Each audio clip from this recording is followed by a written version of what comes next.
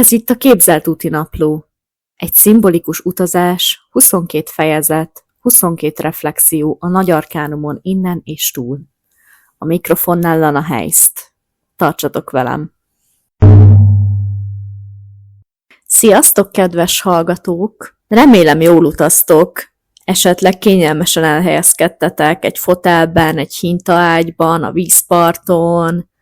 Van nálatok egy kis finom kávésüti, bármi, amit szerettek, vagy csak segít egy picit ellazulni és megérkezni a pillanatba. Egy szóval remélem készen álltok a mai epizódra. Én ma egyenesen Bécsből jelentkezem, de a mai epizód nem csak ezért lesz különleges, hanem azért is, mert egy olyan archetipussal fogunk ma foglalkozni, akinek kifejezetten a női nemet tulajdonították.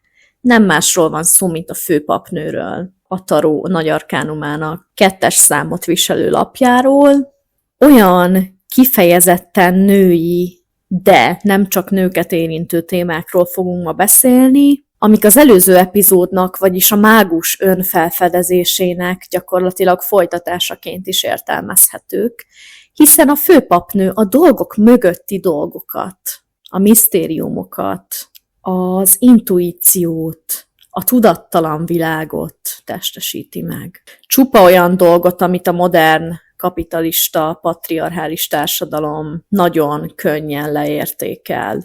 Mai főszereplőnk tehát a főpapnő, természetesen önismereti és társadalmilag releváns lencsén keresztül. Mielőtt belevágnánk, szeretnék elmesélni egy személyes történetet, egy kis coming out-tal egybekötve. Talán már néhányan tudjátok, hogy a Lana Heist nem a polgári nevem, hanem egy felvett név, ami persze így is több szálon kötődik hozzám és a családi örökségemhez, hiszen a Heist vezetéknevet dédnagymamám viselte, aki egy stájer német származású nő volt, de a II. Világháború és a németek kollektív bűnösségének ideje alatt nevet kellett ugye változtatnia, és hátrahagyni, elfelejteni a teljes stájer identitását. Ez a történet annyira megindított, és kicsit fel is háborított engem, hogy úgy éreztem, vissza akarom követelni kicsit mindazt, amit a női felmenőimtől elvett az akkori társadalom, vagy oda sem adott nekik. Kezdve azzal, hogy saját identitást válasszanak, és hogy teljes mértékben megéljék önmagukat gyakorlatilag. A Lana nevet pedig akkor kezdtem el először használni, amikor tavaly néhány hónapra a Gran Canariára költöztem. Úgy éreztem, hogy szeretném ezzel egy kicsit hátrahagyni mindazt az értetlenséget és folyamatos magyarázkodást, ami a polgári nevemet mindig is körbelengte.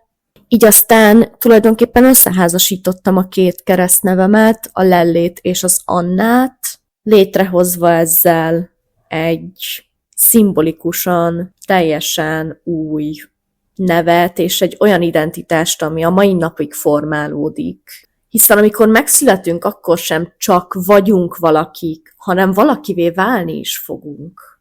Nővé vagy férfivá teljesen mindegy, mindenkinek megvan a saját generációs öröksége, a saját társadalmi nemének ilyen-olyan terhei, vagy pedig előjogai, vagy éppen hátrányos helyzete. Akárhogy is, ha nők vagyunk, akkor is hatással lesz ránk az apánk viselkedése. Ha férfiak vagyunk, akkor is hatással lesz ránk az anyánk viselkedése. És így tovább fölfelé, a nagyszüleink, a dédszüleink. És ez a sor folytatódik tovább egészen az ősemberig talán. Úgyhogy egyszerűen senki nem ússza meg az ellenkező nemnek a mintáit. És még kevésbé a saját nemének a mintáit. Azért hoztam be ezt a nőági sztorit, mert azt tapasztalom, és azt látom, hogy a női történeteknek az én családomban legalábbis egy hatalmas százaléka elveszett. Anyukám felmenőiről sokkal kevesebbet tudok, mint az apai ági felmenőkről. Viszont a családi történetekről való hallgatás, szándékos vagy nem szándékos, mind a két ágon jelen volt. Ha hallottam is ilyeneket, jellemzően mindig a férfi ágról szóltak. Déd nagypapám anyai ágról, akit a Donkanyarban azt hitték meghalt, és egyszer csak visszatért. Apai déd nagypapám, aki katonazenész volt. Ők nagypapám, aki Ottlik iskolájában dolgozott a határon. Így aztán még csak a filmekig sem kell elmenni ahhoz, hogy lássuk, mennyire kevés a női hős az életünkben. A főpapnő ezeket az elveszett, elfedett, elfelejtett történeteket is őrzi, amik lehet, hogy csak csöndben öröklődnek már, de ott vannak, hatnak ránk, és lehet csak akkor értjük meg, mennyire fontosak, amikor valaki utólag elmeséli őket. Hogyha pedig már a meséknél tartunk, gondoljunk csak bele, a legtöbb népmese, klasszikus tündérmese többnyire szájhagyomány útján terjedt, és nők generációi formálták és mesélték őket közösen egymásnak. Ezzel adva át például olyan tudást egymásnak, szimbolikus nyelven, amit lehet, hogy másképp abban az időszakban nem tudtak volna átadni. És ezek a mesék a mai napig működnek. Hatalmas game changer volt nekem, amikor elkezdtem olvasni a Farkasokkal futó asszonyok című könyvet. Konkrétan ugyanígy meséken keresztül hoz példákat arra, hogy miket kell egy nőnek, és miket nem kéne egy nőnek élete során megtapasztalnia, ha tudná ezeket a dolgokat. Zsenge feministaként én is azt hittem ilyen 18-19 éves koromban, hogy az ilyen királylányos, hercegnős, toronybazárós, megmentős mesék mennyire szexisták, mert mennyire passzívak benne a női karakterek. Most már egy picit másképp látom ezt.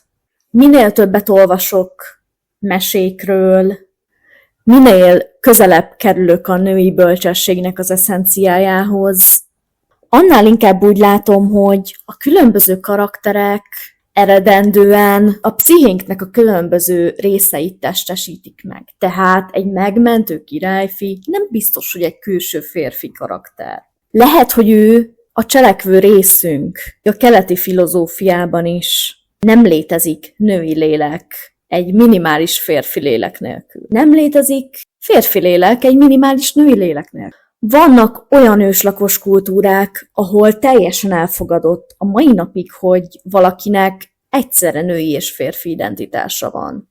A lényeg, hogy általában ezekben az ősi lenyomatokat hordozó mesékben, történetekben nem minden az, aminek látszik, sőt, lehet, hogy semmi sem az, aminek látszik. De hogy ezt hogyan tudjuk mégis felfedni magunkban, mely része a mesének, a történetnek, mit jelent valójában, ehhez talán nem is kell mesekutatónak lenni, hiszen van egy adottság, amivel minden ember rendelkezik, ezt úgy hívják, hogy intuíció.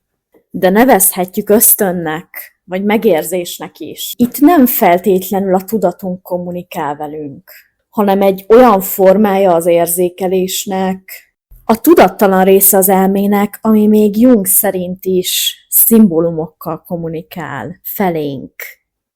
Ilyen szimbólumokból épül fel a taró nagy arkánumának mind a 22 archetipusa is. Vagy a 12 állatövi a kostól a halakig, a bolygók szimbolikája az asztrológiában. Ez mind-mind szimbolikus jelentésalkotás, amit egyébként majd kutatni szeretnék az egyetemen. És a főpapnő mindezeknek a kapuőre. Nem azért őrzi és tartja ezeket nagy titokban, mert azt akarja, hogy ne tudjunk róla, hanem pont azért, mert ő mindennek a forrása. A klasszikus Rider-Waite tarot grafikán a főpapnő egy ilyen érdekes, 3 felé ágazó fejdíszt visel, egyik-másik irányba holdsarló, középen pedig a teli hold.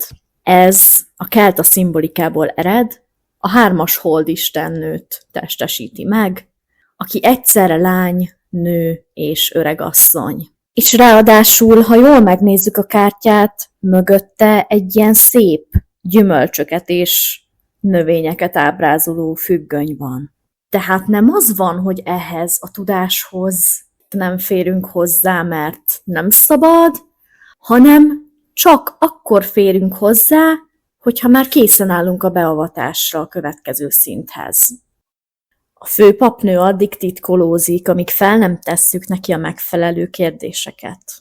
Megfelelő kérdés nélkül nem jutunk el a válaszig. Ezt a főpapnő pontosan tudja. Úgy őrzi nőknek a generációkon átívelő, ősi, lényegi bölcsességét, hogy azt a külső ártó erőktől is megóvja. Így például az azt teljesen lenéző, hatalmi dinamikákból táplálkozó patriarhátus zavartalanul folytatja tovább a működését, abban a tévhitben, hogy ez a tudás nem értékes, nem létezik. Ennek mentén született a kereszténység térhódításakor egy csomó sátánista szimbólum is. Mindent, ami a női tudáshoz és bölcsességhez volt köthető, azt gyakorlatilag a sátánnal azonosították. Ráhúzták Évára a teljes bűnbeesés sztorit.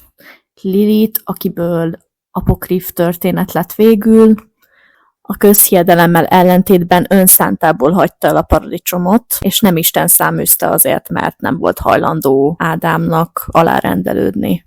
Sőt, hallottam egy olyan verziót is, amiben az Évát megkísértő sátáni kígyó valójában Lilith volt, aki ilyen sisterhood jelleggel gyakorlatilag segített Évának abban, hogy tudatra ébredjen. Egy szó mint száz, aki valaha posztolt a Nem, ez nem lehet, végig hazugságban éltünk nevű Facebook csoportba, az valószínűleg már találkozott a főpapnővel. Mert ráeszmélt arra, hogy a hiedelmeink mögött, amikbe már nagyon beleszoktunk, és amiket nagyon régóta biztosnak és ténynek veszünk, bármikor kiderülhet róla, hogy az igazság valami teljesen más módon tevődik össze. El kell húzni a függönyt, be kell nézni mögé. Ehhez pedig nagyon nagy szükségünk van egy jól működő intuícióra, ami nélkül egyáltalán fel sem merülne bennünk a gondolat, hogy a függöny mögött van valami. Nélküle nem tesszük föl azokat a kérdéseket, amik elvezetnek a saját igazságunkhoz. Nagyon fontos viszont megkülönböztetni az intuíciónkat a vágyainktól és a félelmeinktől, illetve szorongásainktól. A félelemnek mindig van egy tárgya, a vágynak is. Az egyik egy negatívabb érzelem, a másik pedig egy nagyon-nagyon pozitív, sokszor nagyon nagy hajtóerővel bíró, de máskor túl idealizált elképzelés. Az intuíció egy belülről jövő ösztönös jelzés, hang, akárhogy is apostrofáljuk, és a nagyon gyakran tárgytalan és bénító szorongással szemben az intuíció a javunkat szolgálja. Általában csendes és visszafogott, de határozott, olyan, mint amilyennek a főpapnőt is látjuk a kártyán. Persze ő maga is két okból lehet csöndes és visszafogott. Az egyik az, hogy rákényszerítik, a másik pedig az, hogy ő maga így döntött. De attól, hogy valaki csöndben van, még az lehet, hogy sokkal több információ, mint az üres és egyszerű okoskodás. Kérdés, hogy mit hallunk meg belőle. Most pedig, hogy átestünk a főpapnő beavatásán, és ezeken a történeteken, jövő héten egy újabb női archetipusra vezünk tovább, addig is gyűlhetnek a különböző női, családi sztorik a kommentek között, illetve ha tetszett az adás, nyomjatok lájkot, csillagot, bármit, amit úgy éreztek. Jövő héten pedig találkozunk az uralkodó nő archetipusával. Sziasztok!